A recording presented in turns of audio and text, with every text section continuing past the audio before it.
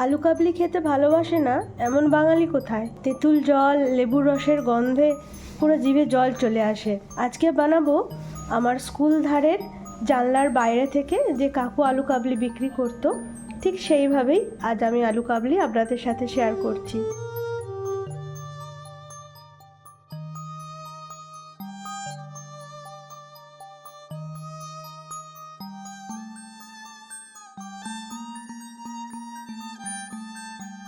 সব আলু ছাড়ানো হয়ে গেছে, এবার এগুলোকে আমি টুকরো করে নেব।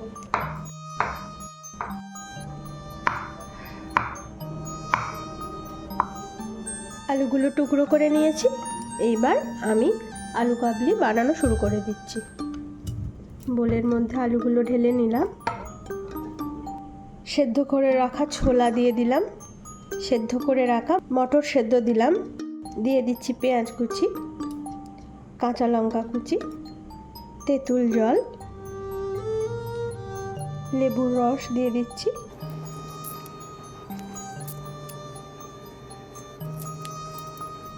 দিয়ে দিচ্ছি ভাজা মশলা, সবশেষে বিট নুন। খুব ভালো করে মিশিয়ে নিচ্ছি। তেঁতুল জল আর লেবুর রসের গন্ধে আমার এমনিতেই জিভে জল চলে এসেছে।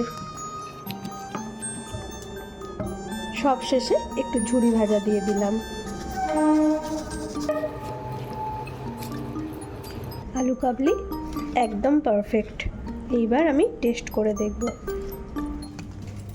সেই কাগজের বাটিতে স্কুলের মতো আলু কাবলি আমি বাড়ির সবার জন্য বানিয়ে ফেলেছি।